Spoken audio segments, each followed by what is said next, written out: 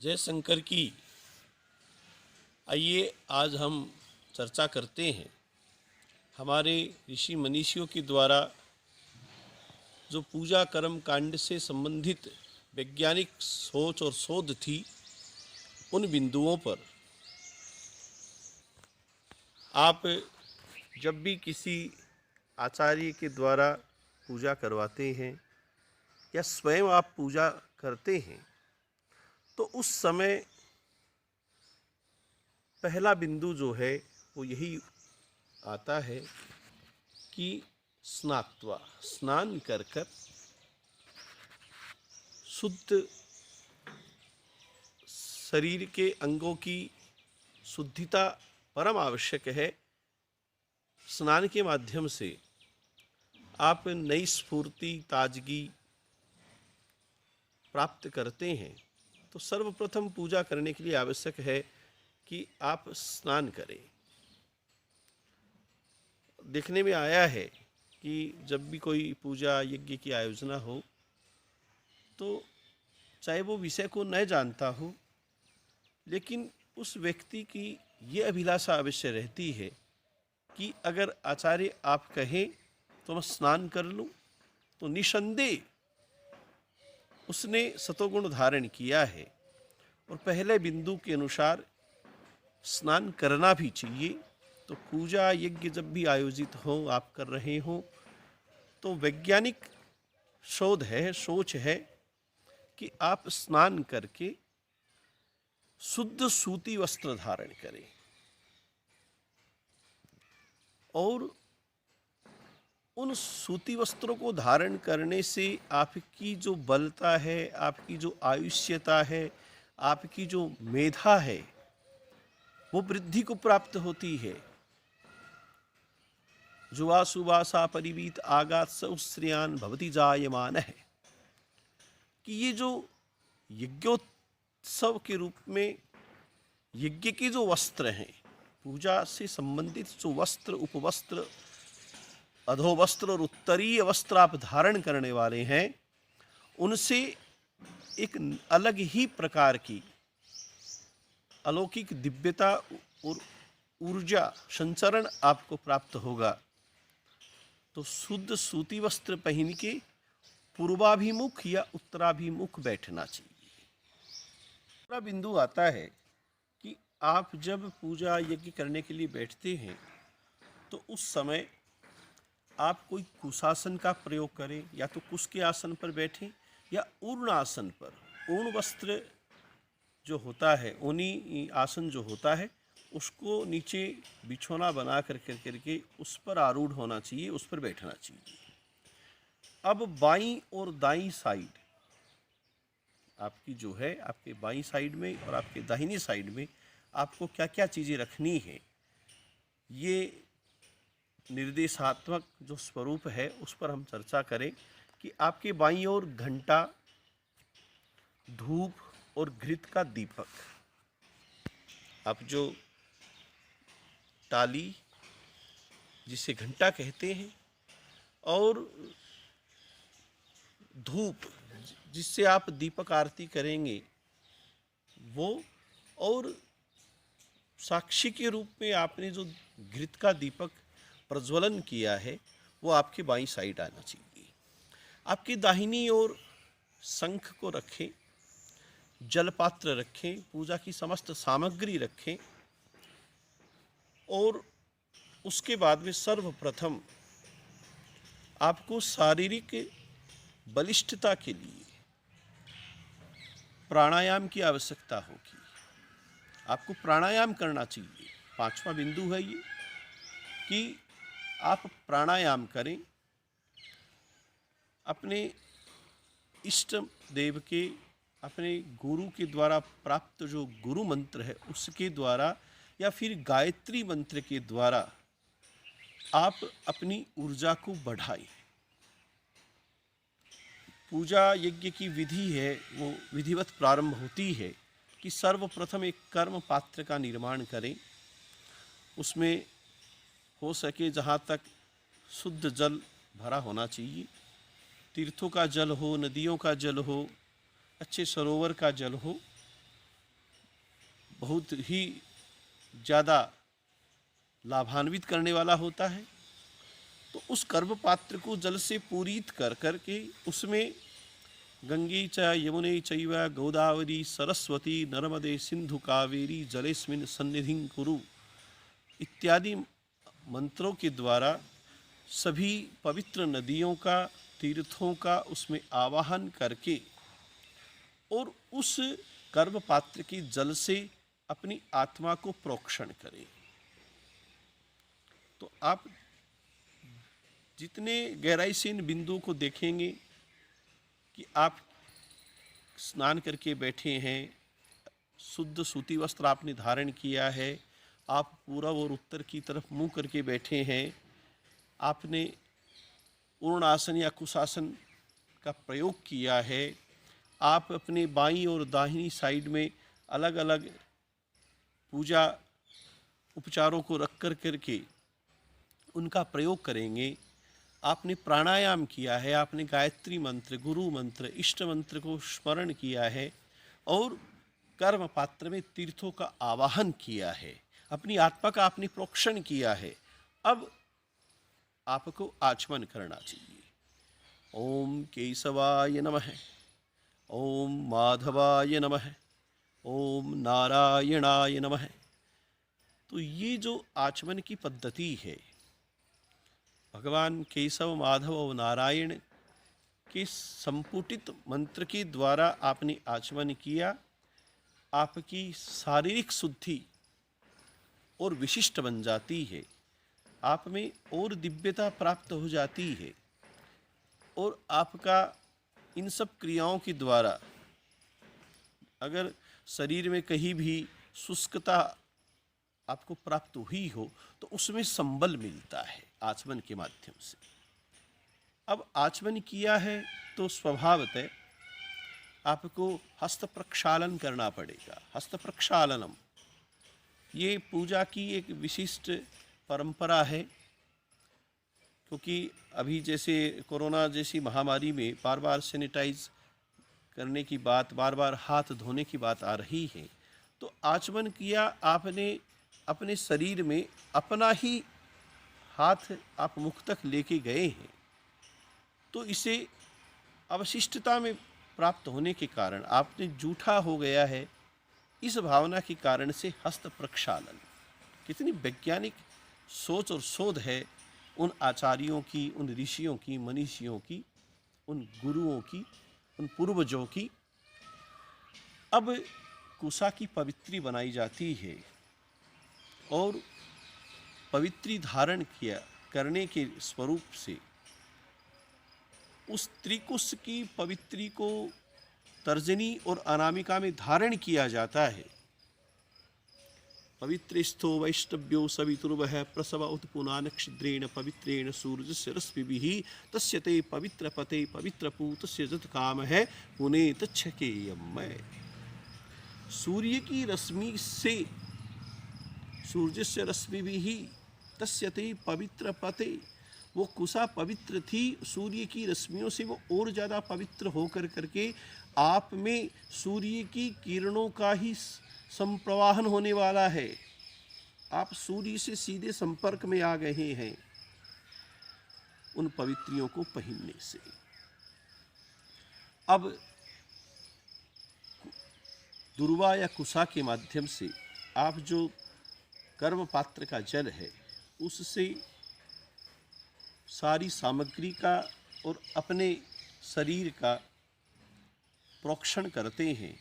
अपवित्र है पवित्रो वा सर्वावस्थांगतोऽपि वा यस्मरेत् पुंडरीकाक्षं स बाह्याभ्यन्तरः शुचिः पुंडरीकाक्ष पुनातु पुंडरीकाक्ष पुनातु पुंडरीकाक्ष पुनातु। ये मंत्र उच्चारण करते हुए कि मैं अपवित्र अवस्था में हूँ चाहे पवित्र अवस्था में हूँ, जिस भी अवस्था में मैं चला गया, जो भी अवस्था मैंने धारण कर रखी है, वो बाह्य शुद्धि और आंतरिक शुद्धि के निमित्त से इस जल के द्वारा मैं प्रोक्षण करता हूँ और इसके द्वारा आपने पवित्रीकरण कर लिया। अब आपको मंगल तिलकार्चन करना है। पूजा में जब भी बैठें तो आप मस्तिष्क को शून्य न रखें। आपका ललाट खाली नहीं रहना चाहिए। आपको तिलक अवश्य करना है। तिलक धारणम कृत्वा स्वस्ति मंगल तिलकम विधाय, ये जो सूत्र हैं इनके अनुसार आपको अपने ललाट पर चाहे गंध हो, चंदन हो, सिंदूर हो, जो भी गंधीय उपक्रम है उनके द्वारा आपको ललाट पर तिलक लगाना है। एक नई आभा, एक नया ही उत्साह आपको उस ललाटीय तिलक के द्वारा प्राप्त होगा। अब आप जिस आसन पर बैठे हैं उस आसन की शुद्धि, और आपने पृथ्वी को अपना आसन बना रखा है तो उस पृथ्वी को माँ मानकर उसकी वंदना दोनों करनी है। तो उसके लिए आप पृथ्वी का स्पर्श करें। पृथ्वी त्वया धृता लोका देवी त्वं विष्णुना धृता त्वंच धारे माँ देवी पवित्रम कुरु चाशनम, कि हे माँ आप तो ममत्व वात्सल्यता से परिपूर्ण हो और आपके ऊपर मैं अपना आश्रय लेकर ये जो आसन लगा करके बैठा हूँ पूजा यज्ञ के लिए, उस आसन को आप पवित्र बनाओ। अब आपको अपना शिखा बंधन करना है। पूजा कर रहे हो, यज्ञ कर रहे हो, तो उस समय आप ध्यान रखें कि आपने जो शिखा है, ब्रह्म क्षेत्र में आपकी जो शिखा है, जिसे साधारण भाषा में चोटी कहते हैं, वो खुली नहीं रहनी चाहिए। उसको बांध कर ब्रह्म वाक्य सहस्त्राणि रुद्र वाक्य शतानि च विष्णु स्मरण मात्रेण शिखा बंधन करोम्यहम्। ब्रह्मा, विष्णु और महेश तीनों के स्वरूप की ये जो शिखा है, उसको मैं इन तीनों का ही स्मरण करके बंधन कर रहा हूँ और शिखा के गांठ देनी चाहिए।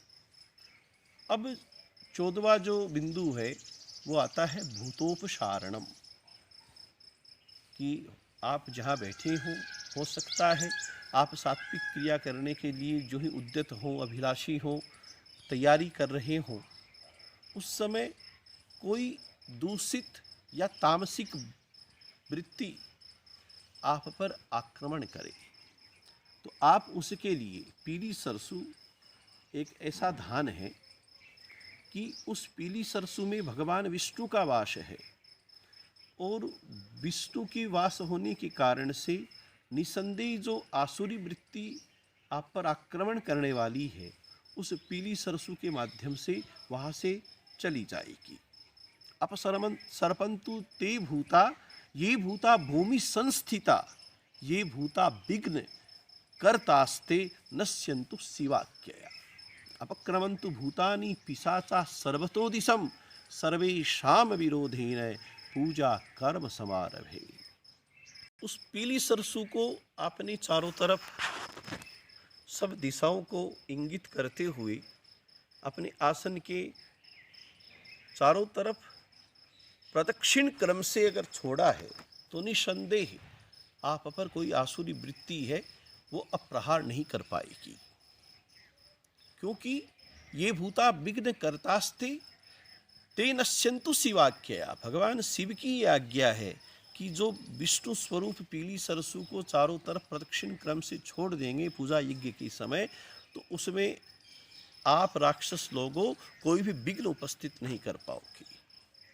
अब अगला बिंदु आता है कि आपका आसन संरक्षित हो चुका है, आपको इस संसार में पदार्पित करने वाले आपकी जो माता पिता है जिनसे इस शरीर की उत्पत्ति होती है, उनको आपको मानसिक रूप से अभिवंदन करना है।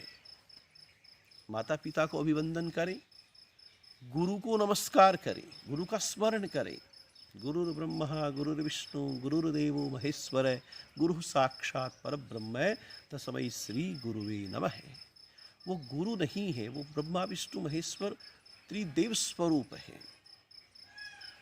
अब सूर्य और चंद्रमा ये आपके इस सतो गुणकारी यज्ञ की, पूजा की साक्षी बनते हैं।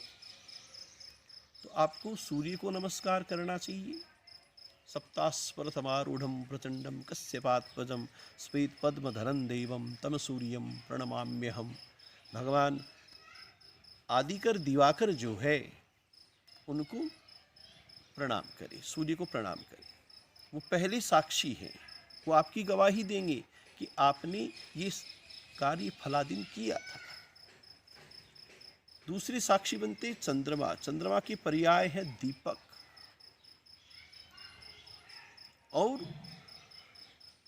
भोदीप ब्रह्म रूपत्वम कर्म साक्षी अभिघ्नकृत यावत कर्म समाप्ति स्यात् तावत त्वम सन्निधौ भवे तावत त्वम सुस्थिरो भवे। ये जो मंत्र है कि हे दीप, आप ब्रह्म रूप हो, आपकी साक्षी में ही ये कर्म मैं कर रहा हूँ। आपको तब तक प्रज्वलित रहना है, मेरा सानिध्य आप करते रहेंगे, आपकी कृपा मेरे पर बनी रहेगी जब तक मेरा ये कर्म, यावत कर्म समाप्ति स्यात् तावत त्वम सन्निधौ भवे। जब तक मैं ये कर्म अवसान नहीं कर दूं, आप प्रज्वलित रहोगे। दीप पूजन के अनंतर एक सूत्र आता है हस्त प्रक्षालनम। तो इसमें साधारण सी बात है कि आप जिस कल्पित देवता की पूजा उपासना करेंगे और उसमें उस साक्षीभूत दीपक को सम्मिश्रित करेंगे, तो आपने अब तक जो उपचार जिस देवता की आप उपासना अर्चना कर रहे हो, आराधना कर रहे हो, उनको दे रहे थे। बीच में आपने चंद्रमा स्वरूप जो दीपक है उनकी ओर आपने गवाही के निमित्त से, साक्षीभूत निमित्तता से उनके दर्शन किए हैं, उनकी तरफ अक्षत आपने छोड़े हैं। तो फिर स्वभावतः, और एक साधारण सी बात कि आप किसी दूसरे को खिला रहे थे या उसके सामने खड़े थे, दूसरे से आप अलग हटके और किसी की ओर गए हैं, तो निस्संदेह आपको हाथ धोना चाहिए, आपकी शुद्धि आवश्यक है। तो हस्त प्रक्षालनम, ये एक सूत्र यहाँ पर दीप पूजन और नमस्कार के पश्चात आता है। अब हमारा जो सनातन वैदिक धर्म है उसका मुख्य आधार है गौ माता। बड़ी से बड़ा यज्ञ हो चाहे छोटी सी छोटी पूजा, वो गौ माता के स्मरण से ही पूर्ण होती है। गवाम मध्ये वसाम्यहम्। आपको आयोजना करनी पड़ेगी, आपको ये मानना पड़ेगा कि मैं, पृथ्वी है वो गोस्वरूपा है और आप पृथ्वी पर ही आरूढ़ हैं, बैठे हैं। तो गवाम मध्ये वसाम्यहम्, मैं गाय के बीच में ही स्थापित हूँ, ये आपकी भावना बननी चाहिए। और गवाम अंगेषु तिष्ठन्ति भुवनानि चतुर्दश, गाय की जो सारे अंग हैं उनमें 14 लोक, 14 प्रकार के जो लोक हैं। पृथ्वी है वो 7वें स्वरूप में है, अपने से 6 ऊपर है और 7 अपने से नीचे हैं। ये 14 लोक की जो परिकल्पना है उसमें गाय ऐसी दिव्यता की देवी है, देवस्वरूप है कि गवाम अंगेषु तिष्ठन्ति 14 भुवनानि च, कि गाय के हर अंग में 14 लोकों का निवास है, सभी देवी देवताओं का उसमें सन्निवास स्थापित है।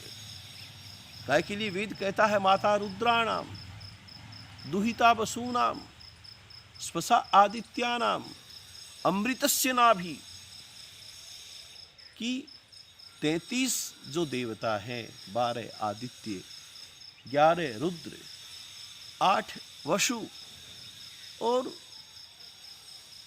2 अश्विनी कुमार, ये जो 33 देवता हैं इनका सन्निवास माता रुद्राणाम, दुहिता वसूनाम, स्वसा आदित्यानाम, अमृतस्य नाभि, और उसकी नाभि में गाय अमृत स्वरूपा क्यों मानी गई है? क्योंकि वो अपनी नाभि में अमृत को बसाई हुई है। उसकी नाभि में अमृत है, वो स्थापित है। तो आज उसकी नाभि का अमृत जब दुग्ध बनकर, उसका सारभूत अंश बनकर बाहर आता है, तो उस गाय के दुग्ध से ही बना हुआ दही, उसी का ही घृत, उसी का ही अंग विकार जो गोमूत्र है, गोमय है, गोबर आदि जो है, इन पांचों चीजों की समानीकरण सम्मिलीकरण से पंचगव्य बनता है। और उस पंचगव्य का प्राशन, ममस्तिगतम पापम देहे तिष्ठति यच्चमे प्राशनात् पंचगव्यस्य दहत्वम अग्निवेन्धनम। आप उन पांचों पदार्थों के संयुक्तिकरण से बना हुआ जो पंचगव्य प्राशन करते हैं, तो आपके शरीर में प्रतिरोधक क्षमता बढ़ती है, आपके शरीर में व्याप्त जो रोग है, संक्रमण जो है, वो दूर होते हैं।